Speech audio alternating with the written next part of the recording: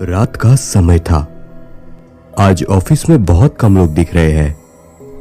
अनिल अकेले ही डेस्क पर बैठा था। बॉस ने आज उसे बहुत काम दे दिया था।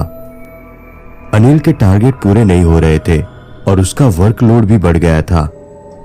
उसने देखा कि आसपास के सभी लोग घर जा चुके हैं। दूर उस कैबिन में अब भी 2-3 लोग काम कर रहे हैं। उनको देखकर अनिल को राहत की सांस मिली। तभी काम करते करते उसे अचानक नींद आने लगी और एक झपकी लेने के बाद अचानक अनिल बैठा हुआ तो एहसास हुआ जैसे कोई पीछे खड़ा है। वो जल्दी से मुड़ा और देखा तो कोई नहीं था। फिर उसने उसी कैबिन की ओर देखा तो वहां भी कोई नहीं था। सब जा चुके थे। अब अनिल को डर लगने लगा क्योंकि इस पुराने सुनसान पड़े ऑफिस में वो अकेला था और साथ ही वो काला साया। अनिल एक बहुत ही होशियार लड़का है जिसका बचपन से सपना है पढ़ लिख कर एक बड़ा आदमी बनना।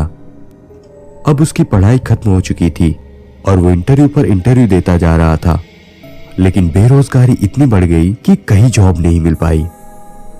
फाइनली उसे एक कंपनी में जॉब मिल गई और सैलरी भी बहुत अच्छी थी। उसने जॉब ज्वाइन किया और अपने काम में तन मन से लग गया। धीरे धीरे ऑफिस के स्टाफ से बात होने लगी और उसे एक बात पता चली, ऑफिस में एक साया है। हालांकि ये बात बहुत कम लोगों को पता थी और ज्यादातर लोग तो इसे एक अफवाह मानते थे। तो अनिल ने भी ज्यादा ध्यान नहीं दिया और इस बारे में किसी से बात नहीं की। शुरू में अनिल की परफॉर्मेंस सही थी, लेकिन धीरे धीरे ज्यादा काम मिलने लग गया और उसके लिए वो ऑफिस के बाद भी काम करने लगा।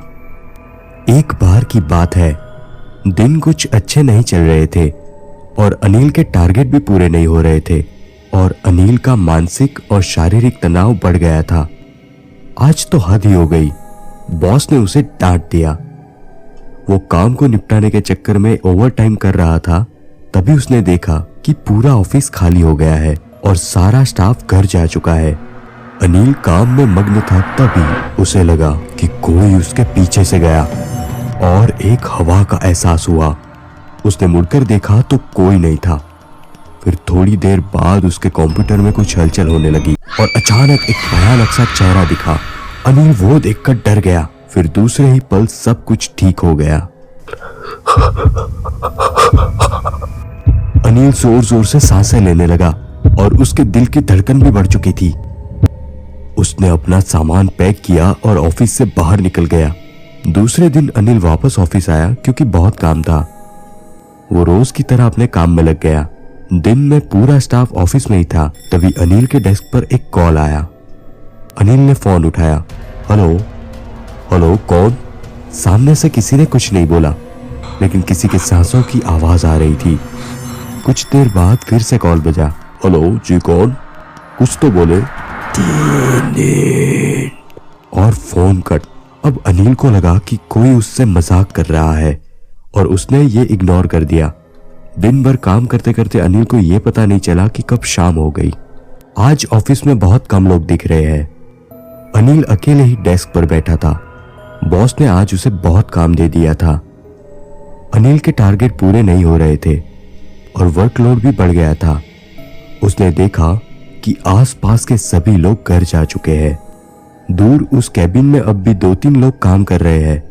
उनको देखकर अनिल को राहत मिली।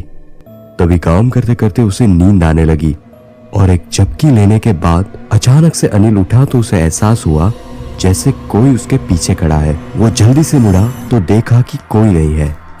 फिर उसने उसी कैबिन की ओर देखा तो वहां भी कोई नहीं था। सब जा चुके थे। अब अनिल को डर लगने लगा क्योंकि इस पूरे सुनसान पड़े ऑफिस में वो अकेला ही था और साथ ही वो काला साया। अनिल अपने काम में लग गया। तभी अनिल ने सामने ऊपर की ओर देखा तो एक औरत पंखे से लटकी हुई। उसे देखकर अनिल शॉक हो गया। वो खड़ा हुआ और उसकी आंखों की पुतलियां बड़ी हो गई। पसीना आ गया और उसका दिल जोर जोर से धक धक करने लगा। उसने इधर उधर देखा। तभी दूसरे पल अचानक सब गायब हो गया। अनिल की सांसें जोर जोर से चल रही थी। अनिल ने वहां से निकलने की सोची और जैसे ही वो पीछे मुड़ा वही लटकी हुई लड़की उसके सामने खड़ी थी। अब तो अनिल की सांसें रुक सी गई और डर के मारे वो जोर से चिल्लाया, "आ!" अनिल सब छोड़कर वहां से भागा। उसने देखा कि वो जैसे ही दरवाजे से बाहर निकला तो फिर से वही ऑफिस और डेस्क पर जा पहुंचा। ये क्या हुआ? मैं तो यहीं से भागा था, वापस यहां कैसे पहुंच गया? उसने देखा कि दरवाजे से एक लड़की आ रही थी और अचानक आकर सामने वाली टेबल के ऊपर खड़ी हो गई और उसने फांसी लगाई और बोली, 3 दिन। अनिल ने फिर से भागना शुरू कर दिया और इस बार वो जैसे तैसे करके ऑफिस से बाहर आ गया। अब वो सीधे अपने घर पहुंचा और सो गया। अपने आप को उसने मानो कमरे में ही बंद कर दिया। उसका फोन बजा और बार बार बजता रहा। अनिल ने ना किसी का फोन उठाया और ना किसी से बात की। और फिर 3 दिन बाद अनिल अपने ही कमरे में फांसी पर लटका हुआ मिला।